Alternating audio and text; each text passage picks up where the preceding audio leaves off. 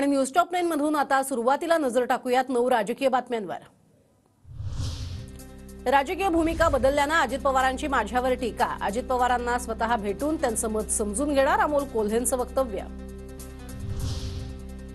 कोल्हेंना दिलेल्या आव्हानाचा आणि आजच्या दौऱ्याचा काही संबंध नाही। आजचा दौरा पूर्वनियोजित होता। अजित पवारांचं स्पष्टीकरण, शिरूर लोकसभा जिंकून दाखवणार हे फायनल, असंही चॅलेंज। कालच्या चॅलेंजचा आजच्या दौऱ्याचा म्हणजे अर्थार्थीत काही संबंध नाहीये। त्यांची प्रतिक्रिया त्यांना लखलाप। मी काल सांगितलेलं ते माझं फायनल। खासदार अमोल कोल्हेंच्या मतदारसंघात अजित पवारांकडून पाहणी। काल कोल्हेंना खुलं चॅलेंज दिल्यानंतर आज दादांकडून विकास कामांची पाहणी। आमदार चेतन तुपे पाहणी दौऱ्यात उपस्थित। शिवनेरीच्या पायथ्यापासून शेतकरी आक्रोश मोर्चाला सुरुवात होणार। कांदा निर्यात बंदीसह दूध उत्पादक शेतकऱ्यांचे प्रश्न मोर्चातून मांडणार अमोल कोल्हेंची माहिती। भाजपचे फलक लोकांच्या भावना दुखावणारे। मोदी रामाला बोट धरून मंदिरात नेत असल्याच्या पोस्टरवरून राऊतांची टीका।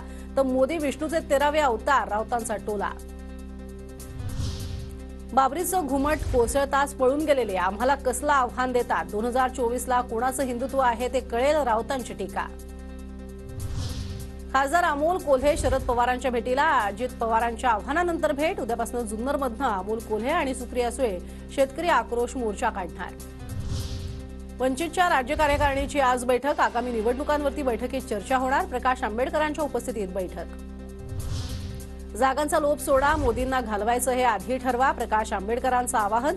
तर लोकसभेसाठी महाविकास आघाडीत युती न झाल्यास ठाकरेंची शिवसेना आणि आम्ही 24 जागांवर लढू, आंबेडकरांचं वक्तव्य।